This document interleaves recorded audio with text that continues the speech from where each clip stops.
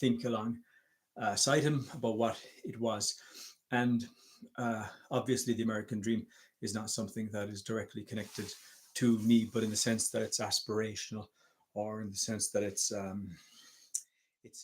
myth or a line that captures elements of what the historical experience of America and what the historical experience of Europe has been, the human experience of our respective areas. Then that is something of merit. What I was thinking about was the line that the uh, escaping was the comment that was on his channel, and it was escaping to, and he said, "Well, the American dream is an escape to what?" This think of the other dimension of that, which is escaping from. Initially, the American dream was that dream held by people outside of America, people in Europe who were seeking to escape from societies in their own countries, such as the Mezzogiornato Italians, the Italians of the South who were poor and wanted to escape that, the Irish who were escaping the control of a foreign power in their country, the Swedish and the Norwegians who were escaping grinding poverty, and the religious escapees like the Mennonites and the Pilgrims, right? There was a lot of religious escapees. They traveled from Holland over as well in the 17th century. And you have other groups who are leaving decaying and controlling political systems. The Germans would have been a lot of that, moving from the patchwork quilt of countries that existed. And then the move towards Bismarck's unified Germany and the advances then that happened. But by that stage, Germany didn't have the ability to, as quickly as it was industrializing and becoming a global power, it didn't yet have the ability to provide for all the people who were in its country, right? And as a result, they also had to immigrate because otherwise they were living poor and desperate lives. And then, once they got that started, then Germany became a very rich country. Look at from the 1970s to about 2005, Germany is an economic powerhouse. But they were escaping from something, right?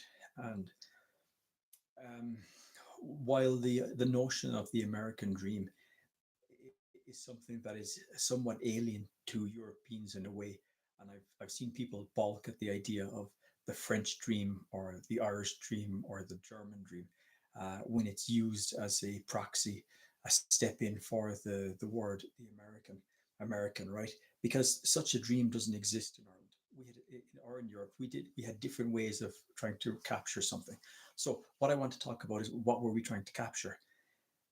We were trying to capture, I think, what we were losing. And I think what we didn't have any longer in our grasp. Europe has a medieval past. And in the medieval era, we were very much grounded in that phrase of what Hans Georg Moller has called the era of sincerity culture. And I've read a couple of books about the period where it is eminently true to see that the ordinary people had no standing often in such a society. If you got into a guild, if you could get a bit organized and connected with others, then you had a type of standing, right? You were even moving into an authentic expression of who you are. But for the rest of the hoi polloi, the rest of the ordinary people, they were simply observing the sincerity culture. They served their masters, they lived their lives, they conducted their business. That was that. And in the early medieval period, like the 13th century and so, that is very much what it means for everybody. You simply conduct your business and you serve your Lord. And if your Lord goes one way down the political path, you serve your Lord. If your Lord goes the other direction in the game of thrones and tries to overthrow the king, you serve your Lord. You don't make a distinction about how your Lord is acting. You are responding to what your Lord is doing. You are sincere to the fact that you are feudally related to him and you are conducting your business, fulfilling your role at all times. That's you, right? There's not much room for individuality within that. But you also have people who are at a higher economic status. And I've seen some interesting accounts of French nobles going to various funerals and the description of the fighting and jostling that was taking place when they were in procession to go to the funeral in order to be able to get up to the right part. It had to me the smack of authenticity, right? Because they were not simply adhering to their life. Hey, Masha, how are you doing? They were not simply adhering to their life, fulfilling their roles, but they were individually striving to be able to become who they would be, um, the best version of who they could be as a knight or as an aristocrat. And this was a type of activity that wasn't available to the ordinary man and woman. They had to adhere to sincerity culture at all times. But the great and the good could begin to play. They were moving from a sincerity culture of serving their roles, whether it be as an aristocrat, a knight, a warrior serving the king, to their ability to be able to carve out their own expression of life. And as Europe became richer and richer, and the power base moved from feudal to oligarchic to democratic, it became more obvious that people had the individual ability to be able to shape and conduct their own lives. And that, I think, is what the American dream represented for those people in the 17th century, because and onwards, because it meant you had the ability to shape and conduct your own life. Whether you were shaping your own life as a Quaker, fleeing religious persecution, whether it meant that you were shaping your own life as the second son on an Irish farm who was looking to be able to go and find your fortune because you've no fortune at home, right? So you were continuously gaining a type of agency that allowed you to express yourself. But when those people went to America, they still conducted themselves in a way that linked back to sincerity culture, linked back to the communities they came back. They were not isolated agents, they were embedded and they carried back many of the traditions with them. So they were aware of the importance of family. They went and they lived in the communities that they came from. They went to the churches that they typically had gone to when they were in Europe.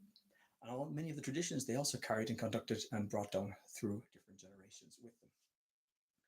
Now, what happens there then is that somehow or other, as they manifested the American dream and began to explore the authenticity spectrum, they were then able to figure out how can we retain some of the sincerity aspects? How can we continue to serve that thing? How can we continue to pick up our cross in a Jordan Peterson language to serve and to continue the grind while finding out who you are?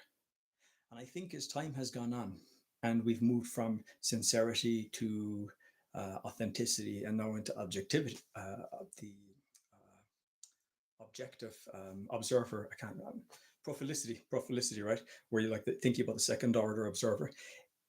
We've seen a weakening of all our institutions, which has meant that people no longer are aware that by picking up their communal cross, by picking up their obligation, which is a sincerity culture thing, that they've lost a container which is around them. And that container was a type of binding agent that allowed you an arena in which you could express your individual authenticity, right? Because the expression of authenticity carried to the extreme is, of course, a fairy tale, right? It's your own magical journey, right? But you need to explore it some sense because that's individuation, as Jung would talk about. But what's the what's the benefit in doing that if you have to recreate the entire world for around you?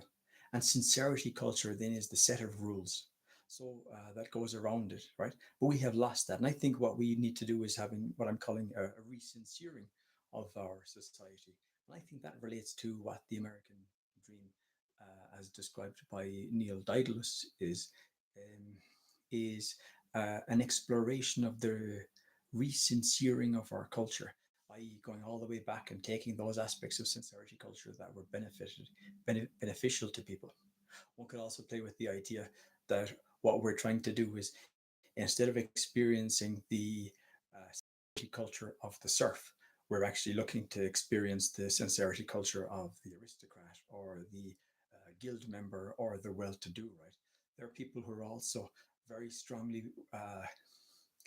embedded in the societal structures that are around them, but are still able to reach forward into the authenticity spectrum and be able to express and live their lives out and who they are and to find out who they can be, right? To practice this individuation, to go on the great heroic journey of Peterson.